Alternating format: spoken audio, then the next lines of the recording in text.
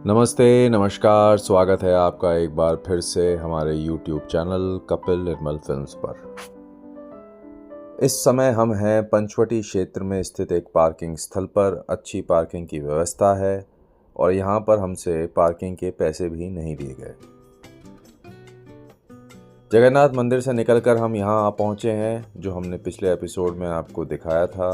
अब हम यहाँ पर दर्शन करेंगे भगवान राम के श्री कालाराम मंदिर में। मंदिर के बारे में आपको संपूर्ण जानकारी दी जाएगी। तब तक आप देख सकते हैं कि इस समय हम कालाराम मंदिर से कुछ दूरी पर है ये सर्किल, जहाँ पर बड़े बड़े वट वृक्ष लगे हुए हैं और देखकर आँखों को बहुत ही सुकून मिल रहा है, बहुत ही शांति मिल रही है।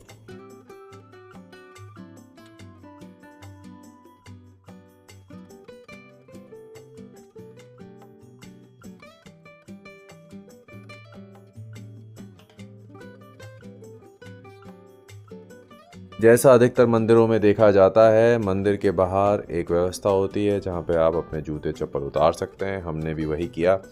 रविवार का दिन है, बहुत सारे लोग आए हुए हैं। आसपास के क्षेत्र से काफ़ी जनता आई है भगवान के दर्शन हेतु, और इसी जनता के साथ हम भी अंदर भगवान के दर्शन के लिए आगे बढ़ रहे हैं। कालाराम मंदिर की अगर हम बात करें तो जो सबसे पहली चीज़ आपको बताने की है वो ये है कि कालाराम मंदिर उस स्थल पर बना है जहां माना जाता है कि भगवान श्री राम अपने 14 बरस के वनवास के दौरान रहे थे। इस मंदिर को 1782 में सरदार रंगराव उडेकर द्वारा बनवाया गया था, जहां पर पहले एक पुराना लकड़ी से बना टेम्पल हुआ करता था। इस मंदिर का काम लगभग 12 साल चला। 2000 लोगों ने यहाँ पर अपना श्रमदान दिया, काम किया। यह मंदिर पंचवटी नामक क्षेत्र में स्थित है, जो कि गोदावरी के किनारे बसा हुआ है, और यहाँ ऐसा बताया जाता है कि भगवान राम, लक्ष्मण और सीता जी 2.5 वर्ष के लिए अपने वनवास के दौरान रुके थे। 14 सीढ़ियाँ चढ़कर आप दर्शन करेंगे भगवान श्री राम के, और ये 14 सीढ़ियाँ दर्शाती हैं 14 साल के भगवान राम के वनवास को। यहाँ हनुमान जी ऐसे स्थान पर विराजमान हैं जहाँ से वह अपने आराध्य राम के चरणों की ओर देखते हुए प्रतीत होते हैं। ये मंदिर 74 मीटर लंबा और 32 मीटर चौड़ा है। इस मंदिर की चारों दिशाओं में 4 दरवाजे स्थित हैं। मंदिर के महाद्वार से प्रवेश करने पर भव्य सभा मंडप नजर आता है, जिसकी ऊंचाई 12 फीट होने के साथ यहाँ 40 खंभे भी हैं। कहा जाता है कि ये मंदिर पर्णकुटी के स्थान पर बनाया गया है, जहाँ पूर्व में नाथपंथी साधु निवास करते थे। एक दिन साधुओं को अरुणा वरुणा नदियों पर राम की मूर्ति प्राप्त हुई और उन्होंने इसे लकड़ी के मंदिर में विराजित किया था। तत्पश्चात माधवराव पेशवा की माता श्री गोपिका बाई की सूचना पर इस मंदिर का निर्माण करवाया गया। ऐसा बताया जाता है कि उस काल में इस मंदिर निर्माण पर 23 लाख रुपए का खर्च आया था। मंदिर में भगवान के दर्शन करने के पश्चात अब हम बढ़ रहे हैं सीता गुफा की तरफ। जब हमने सीता गुफा के बारे में जानने का प्रयत्न किया तो हमें पता चला कि ये वो जगह है जहाँ पर माता सीता भगवान शंकर की आराधना किया करती थी। एक दूसरी जगह हमने सीता गुफा के बारे में पढ़ा कि ये वो जगह है जहाँ पर माता सीता भगवान राम और लक्ष्मण के साथ रहा करती थी, और ये वही स्थान है जहाँ से रावण ने माता सीता का हरण किया था। जैसा कि मैंने पहले बताया था कि संडे के दिन हम लोग यहाँ पहुँचे और बहुत लोगों की भीड़ आई हुई है, और यहाँ बहुत सारे दर्शनार्थी हैं जो सीता गुफा में माता सीता के दर्शन हेतु आए हैं, और इसी कारणवश हम लोग दर्शन नहीं कर पाए क्योंकि हमारे पास समय इतना अधिक नहीं था। तो हमने बाहर से ही प्रणाम किया और आगे की ओर बढ़ चले। आप लोग जब भी पंचवटी क्षेत्र आएँ तो कोशिश करें कि अपने व्हीकल को कहीं एक जगह पार्क करें, और सारे स्थल देखने के लिए ऑटो वालों का एक सिस्टम बना हुआ है, जिसमें कि वो आपसे 200 से 300 रुपये लेते हैं। 8 साढ़े 8 किलोमीटर का चक्कर लगाते हैं। सारे मुख्य मंदिर और जितने भी इम्पोर्टेंट जगह हैं वो आपको दिखाएंगे। तो सबसे आसान तरीका पंचवटी क्षेत्र के मुख्य स्थलों को, मंदिरों को देखने का मुझे ये लगा। तो कभी आप आएँ तो ज़रूर ऑटो से सवारी करें, ना तो आपको थकान होगी, ना पार्किंग का कोई परेशानी होगी।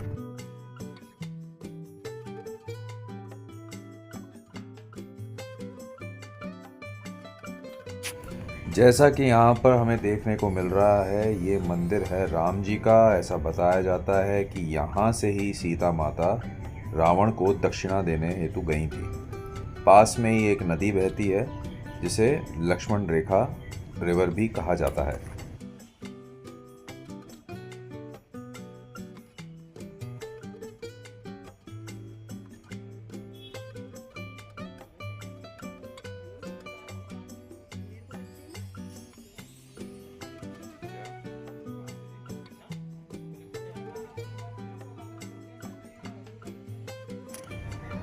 नासिक के पंचवटी क्षेत्र में आपको ऐसे कई स्थान, ऐसे कई मंदिर देखने को मिलेंगे जहाँ पर आपको बताया जाएगा कि यहाँ पर ऐसा हुआ था, यहाँ पर वैसा हुआ था। और अलग अलग मंदिरों में एक ही कहानी कई बार देखने को मिली। तो इसलिए अपने विवेक का इस्तेमाल करें, जो जगह आपको जैसी लगे उसको उसी तौर से देखें।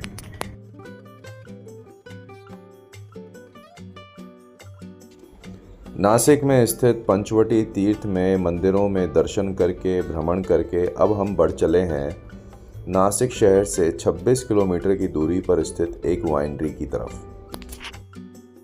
आप वीडियो में देख पा रहे होंगे कि नज़ारा बहुत ही सुंदर है, रमणीक है। बारिश का मौसम है, इस वजह से चारों तरफ घास, पेड़ पौधे अच्छे से उगे हुए हैं और ग्रीनरी देखने को मिल रही है, जो कि आँखों को सुकून और शांति प्रदान करती है।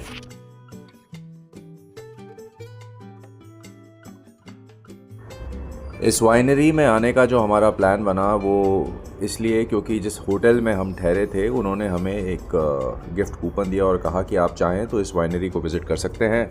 और हमें लगा कि ये बड़ा बढ़िया सा एक अनुभव रहेगा हमारे लिए, और यही सोचकर हम यहाँ इस वाइनरी को देखने के लिए आए।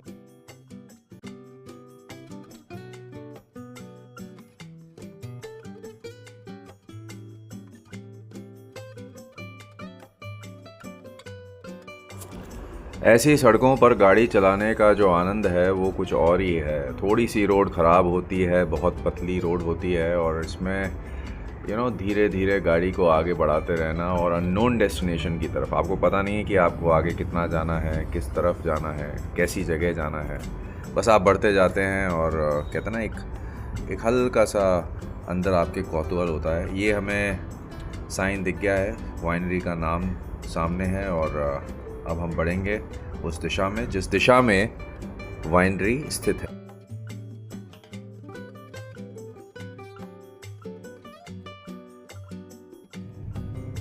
मुझे आशा है कि अधिकतर लोग जानते होंगे कि नासिक को भारत की वाइन राजधानी कहा जाता है।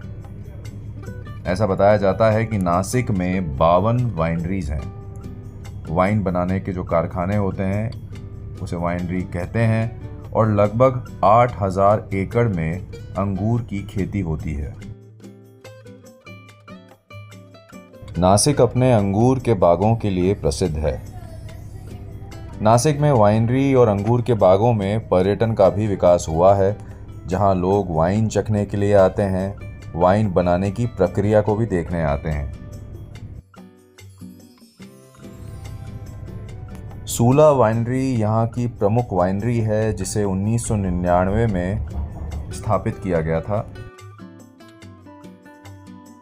और आज जिस वाइनरी में हम जाने वाले हैं उसका नाम है शैंडॉन।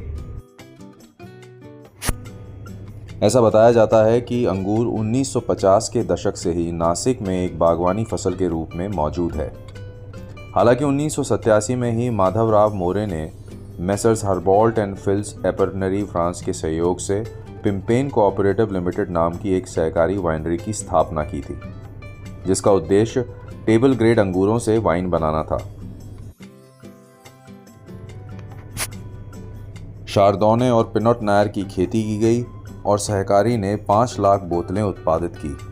जिनमें से 35,000 बोतलों को फ्रांस और यूरोप के कुछ अन्य देशों में निर्यात किया गया। लेकिन कटाई में आने वाली समस्याओं के कारण 2003 में ये निर्यात बंद कर दिया गया। विभिन्न प्रकार के अंगूरों की खेती नासिक में की जाती है, जिसमें से मुख्य हैं शैंडन ब्लैंक, सॉविग्नो ब्लैंक, मर्लोट, राइजलिंग, मालबैक इत्यादि। इस समय हम हैं शैंडन वाइनरी के रिसेप्शन पर और बहुत ही खूबसूरत तरीके से इस पूरे एरिया को सजाया गया है, संवारा गया है और यकीन मानिए ये एक अनुभव था। वाइन प्रोडक्शन हमने देखा नहीं, पर हमें एक वीडियो दिखाया गया जिसकी क्लिप मैंने इसी में हमारे ब्लॉग में ऐड कर दी है, आप आगे चलकर देखेंगे। ये इस तरह से यहाँ पे वाइन का प्रोडक्शन होता है और ये सेलर्स हैं जो कि हम ग्लास के थ्रू देख रहे थे और ये वो वीडियो है।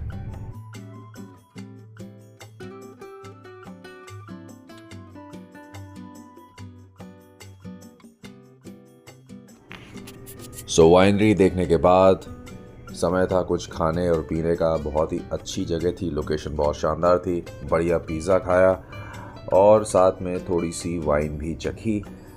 अब समय आ गया है कि यहाँ से हम विदा लें और अपनी यात्रा को मुंबई की तरफ आगे बढ़ाएं। मेरा ऐसा अनुभव है कि समय समय पर हमें अपनी रेगुलर लाइफ से ब्रेक लेते रहना चाहिए और इस प्रकार थोड़ा अपना परिवार के साथ या अगर आप अकेले घूमना पसंद करते हैं तो अकेले ही सही, पर थोड़ा हमें घूमना चाहिए, ट्रैवल करना चाहिए। बहुत कुछ देखने को मिलता है, सीखने को मिलता है और अंत में वो कहते हैं ना, सिर्फ यादें रह जाती हैं, बाकी तो सब बातें होती हैं।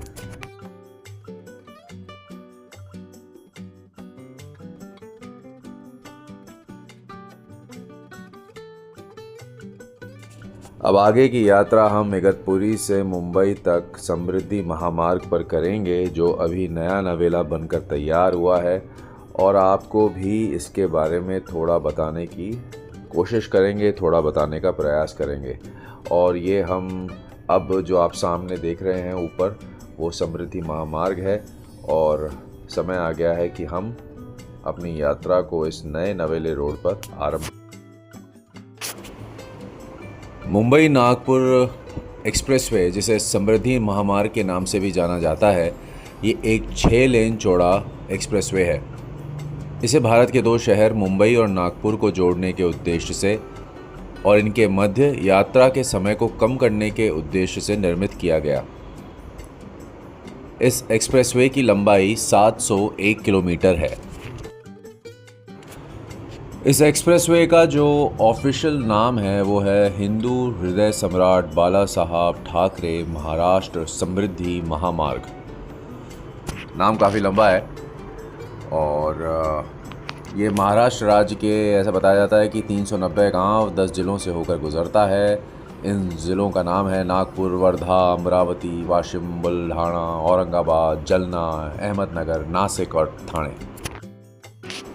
हमने जब इस हाईवे पर ट्रैवल किया टू एंड फ्रो, तो अनुभव हुआ कि हाईवे देखने के लिए लोग ज़्यादा इसका इस्तेमाल कर रहे हैं बजाय कि ट्रैवल के।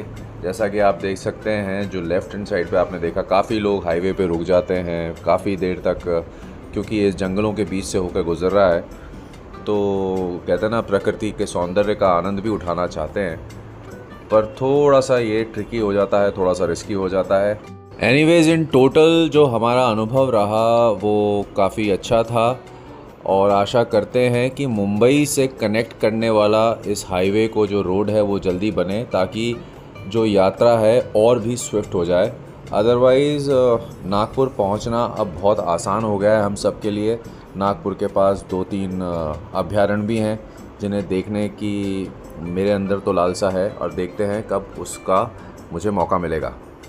खैर, इसी के साथ हम इस यात्रा को यहीं समाप्त करेंगे और आशा करते हैं कि आपको हमारी ये यात्रा अच्छी लगी, ये वीडियो आपको पसंद आया। देखने के लिए धन्यवाद। अपना ध्यान रखें, स्वस्थ रहें। नमस्कार।